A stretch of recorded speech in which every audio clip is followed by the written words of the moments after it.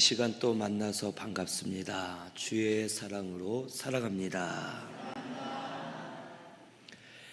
오늘 말씀은 시편 19편 7절에서 10절 말씀을 주신 이유라는 제목으로 우리 말씀을 같이 상고합니다.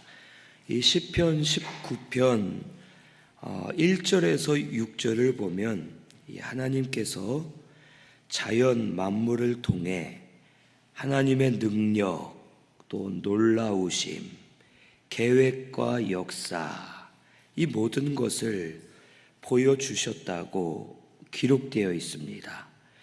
그런데 7절에 보면 여호와의 율법은 하면서 하나님이 율법, 즉 말씀을 주셨고 그 주신 이유를 알려주십니다. 여기 1절에서 6절까지 자연 만물을 통해 하나님의 역사를 보게 하셨지만 사람들이 보지 못하고 깨닫지 못하였습니다. 그 이유는 이 죄가 들어와서 이 죄를 통해 자연 만물도 저주를 받았기 때문에 하나님의 역사를 온전히 표현하지 못했고, 또 사람도 마음이 죄로 가려졌기 때문에 자연 만물을 보면서 하나님의 역사를 보지 못하고 깨닫지 못하게 된 겁니다. 아담이 범죄하기 전에는 이 에덴 동산의 실과 나무 실과가 아주 잘 맺어졌었습니다. 크고 먹음직스럽게 또 맛있게 열매들이 맺어졌고, 이 에덴 동산의 기온도 춥지도 않고 덥지도 않게 아주 적당한 기온이 되어서 아담과 하와가 옷을 벗고 살았지만 그 날씨의 영향을 받지 못할 정도였습니다. 우리가 이번에 전교인 비전 캠프를 이 9월 마지막 주로 처음 했는데 사실 걱정이 많았습니다. 이 작년부터 내년에는 이 가을에 한번 해봐야겠다 하고 마음의 결정을 하고 이번에 정했지만 해보질 않았기 때문에 이 날씨 온도가 어떨지 사실 많이 걱정했습니다. 그런데 참 감사하게 8월 15일은 올해가 또 유난히 더웠죠.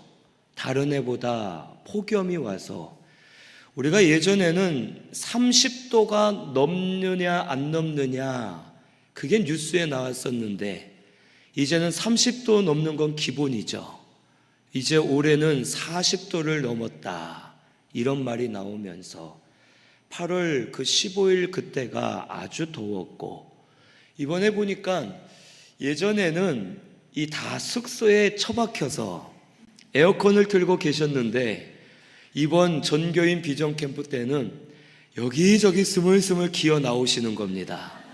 기어 나와서 보니까요, 제가 이렇게 쭉 돌아보니까 그냥 그늘진 곳은 다 여기저기 숨어서 얘기들을 하시는데, 이 숨었다는 표현은 그냥 하는 말이고 여기저기 그늘에 앉아서 얘기를 하고, 또 보니까 이 마음들이 이미 날씨가 좋아서 마음들도 아주 좋아 보이는 겁니다. 이 8월 달에 할 때에는 조금만 건드려도 이런 하면서 이 짜증이 가득 차 있었는데 이번에는 건드리면 은혜, 건드리면 감사 하면서 정말 이 불평도 없다고 할 수는 없지만 거의 없고, 또 여러 가지 우리 마음이 기쁨이 오고, 또 하나님이 이런 세상을 만들어 주시고 날씨 주신 것을 감사하며 하나님의 섭리를 또 깨닫게 된 겁니다. 이 에덴 동산이 그와 같았어요. 날씨가 좋고 환경이 좋기 때문에 어딜 봐도 하나님의 섭리가 보이고 하나님의 역사가 보였지만 죄가 들어와서 이 가시나무와 엉겅퀴가 나게 되었고, 열매는 수고하지 않으면 얻을 수가 없고, 서로를 찌르고 죽이는 자연 만물이 되어 상하게 하고 위협을 하고, 또 사람조차도 죄로 타락해서 하나님의 뜻을 발견하지 못하는 상태가 되었던 겁니다. 그래서 하나님께서는 특별 계시로 말씀을 주셨다는 뜻입니다. 이 자연 계시로는 우리가 하나님의 뜻을 온전히 알 수 없었기 때문에 하나님이 율법, 말씀 이것을 주시면서 우리에게 특별 계시로 알려주셨고, 하나님의 뜻을 보여주셨고, 말씀으로 역사하셨음을 가르쳐 주십니다. 그래서 10절에 금 곧 많은 순금보다 더 사모할 것이며 꿀과 송이꿀보다 더 달도다 하신 이 말씀처럼 우리 신성교회는 말씀을 사모하여 말씀이 달아지는 역사가 일어나게 되기를 바랍니다. 이 말씀을 주신 이유는 여기 7절에서 9절에 6가지로 말해줍니다. 첫째는 여호와의 율법은 완전하여 영혼을 소성시킨다고 말씀하십니다. 이 말씀은 우리의 영혼을 소성시킵니다. 죽은 영혼을 다시 살리는 것이 오직 말씀입니다. 말씀으로만 우리가 거듭날 수 있고, 말씀으로만 구원받을 수 있습니다. 그리고 말씀으로 우리의 영혼이 점점 자라나게 하시고 새롭게 되고 강하게 만들어집니다. 그 이유는 말씀 자체가 완전하기 때문입니다. 말씀 안에 아주 풍성한 생명이 있습니다. 말씀이 하나님의 능력이 있습니다. 말씀은 변하지 않고 영원히 살아있는 하나님의 말씀입니다. 그래서 말씀 아닌 것으로는 우리의 영혼을 살릴 수 없고 세울 수 없습니다. 우리 영혼이 사는 길은 오직 말씀밖에 없음을 오늘 우리 깨달아야 되겠습니다. 말씀이 우리 영혼을 소성케 하는 줄로 믿고 말씀으로 점점 새롭게 지으심을 받아 나아가는 우리 성도님들 되시기를 바랍니다. 둘째는 우둔한 자를 지혜롭게 합니다. 7절에 여호와의 증거는 확실하여 우둔한 자를 지혜롭게 한다라고 말씀하십니다. 이 말씀은 무엇보다 지혜의 말씀입니다. 말씀을 순종하면 하나님의 지혜가 우리에게 옵니다. 내 것을 내려놓고 말씀 앞에 순종하기 때문에 말씀을 통해 하나님의 지혜가 오게 되는 겁니다. 하나님 말씀은 그 증거가 확실합니다. 확실하다는 것은 반드시 이루어진다는 거고 반드시 드러나 빛을 비춘다라는 뜻입니다. 그래서 하나님의 말씀은 반드시 이루어지기 때문에 우리에게 빛을 비추어 주시기 때문에 그 말씀을 통해 우리가 길을 알게 되고 하나님의 뜻을 깨닫기 때문에 지혜가 오게 되는 겁니다. 이 마귀는 말씀의 증거를 막을 수가 없습니다. 그런데 마귀가 이 말씀을 가로막으려 하고 우리가 말씀을 보지 못하고 듣지 못할 때가 있습니다. 그것은 말씀이 약해서가 아니라 내가 못 보고 내가 믿지 않기 때문에 말씀의 지혜가 우리에게 나타나지 않는 겁니다. 우리는 말씀을 믿는 자가 되어 말씀으로 걸어가면 하나님께서 이길 지혜를 우리에게 주실 줄로 믿습니다. 예수님이 3가지 시험을 당하실 때 말씀으로 마귀를 이기셨습니다.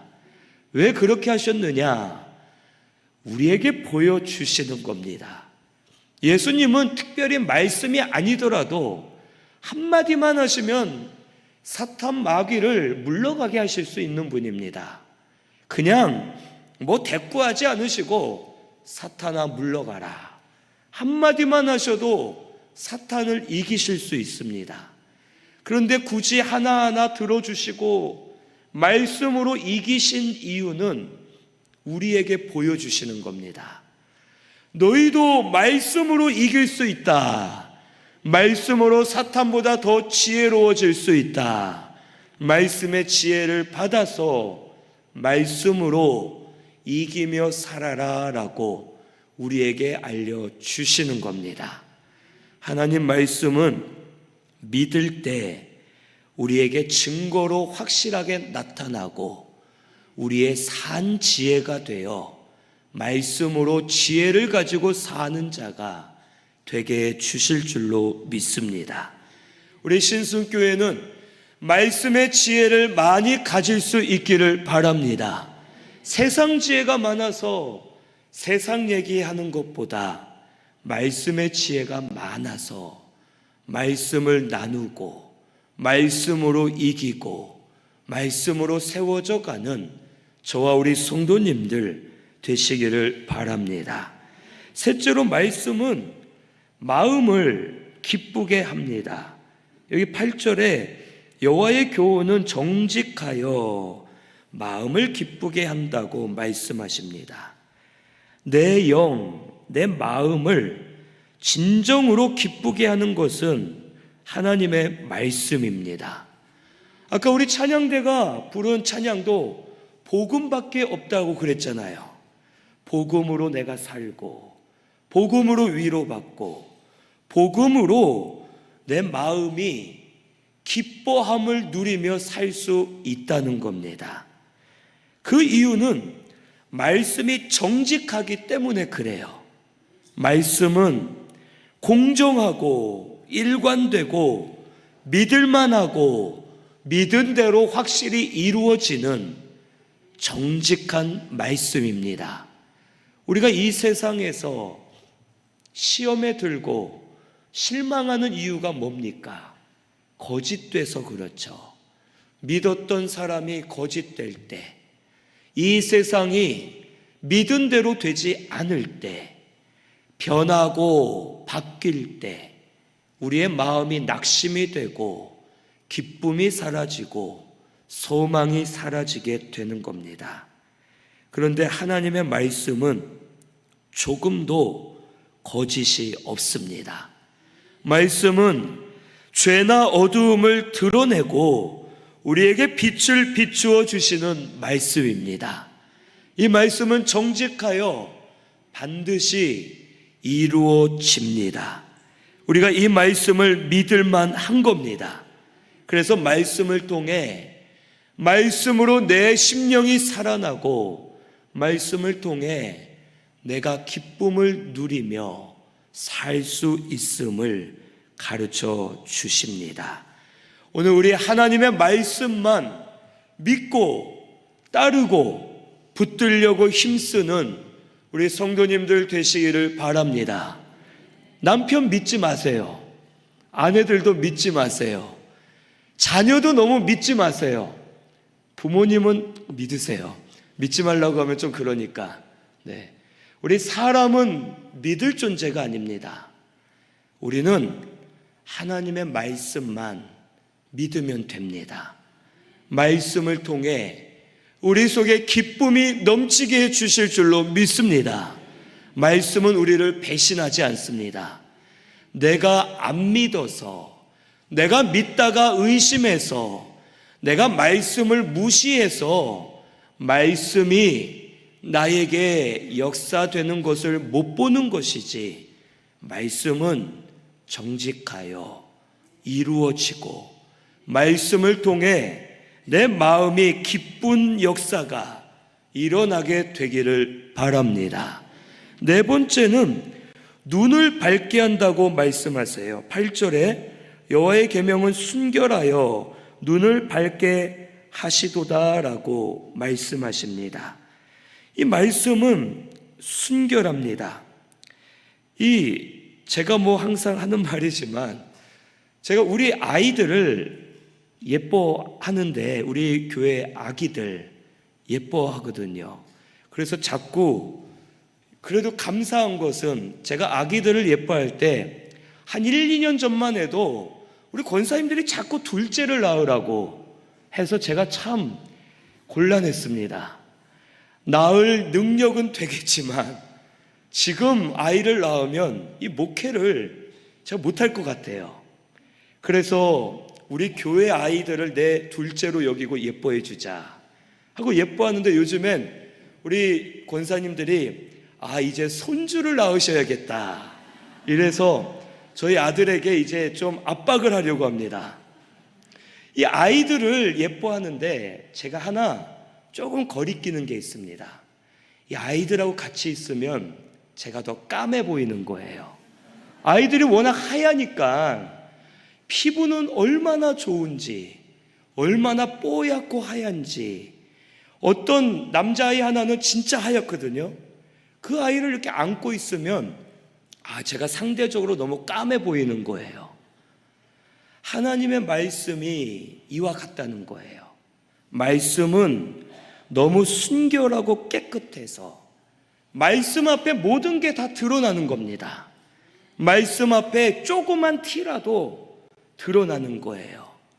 말씀이 너무 순결하기 때문에 말씀 앞에 내 죄가 보이고 안 보이던 것을 보게 되고 모르는 것을 깨닫게 되고 말씀을 통해 내 눈이 밝아져서 하나님의 뜻을 보고 듣는 자가 되게 해 주시는 겁니다.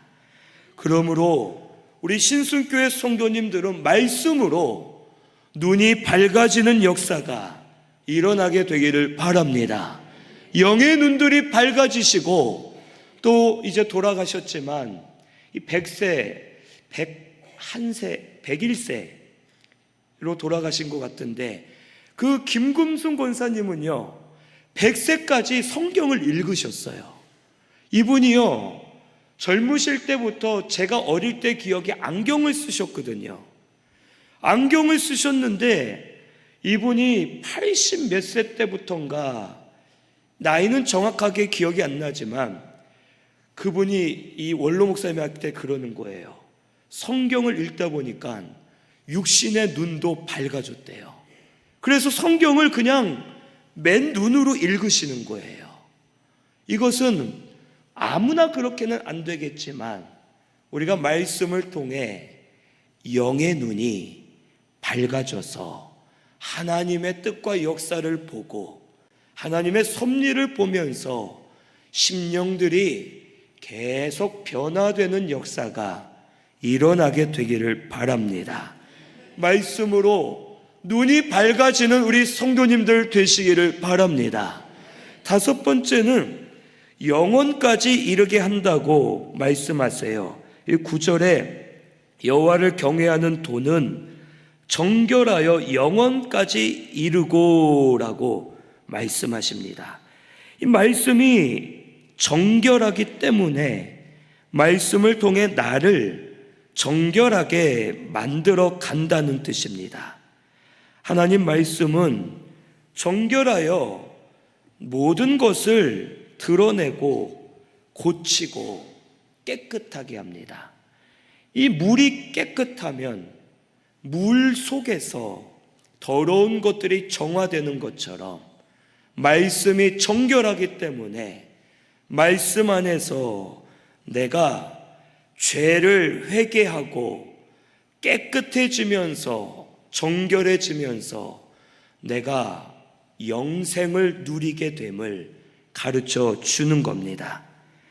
고린도전서 15장 56절에 사망이 쏘는 것은 죄요, 죄의 권능은 율법이라고 말씀하셨어요. 사망이 우리 사람을 쏘고 이겼는데 죄를 가지고 우리를 이겼다는 뜻이죠. 우리는 죄 때문에 사망 앞에 무너졌습니다. 그리고 이 죄의 권능은 율법이라 있어요.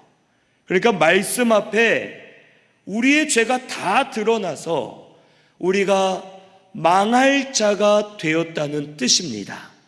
그래서 사망 앞에 졌고 망할 자가 되었어요. 하지만 우리 예수님이 사망을 당하셨지만 3일 만에 다시 부활하고 승리하셨습니다. 우리 예수님을 통해 우리도 죄를 이기고 사망을 이길 수 있는 거예요. 예수님이 이 길을 만들어 놓으셨어요.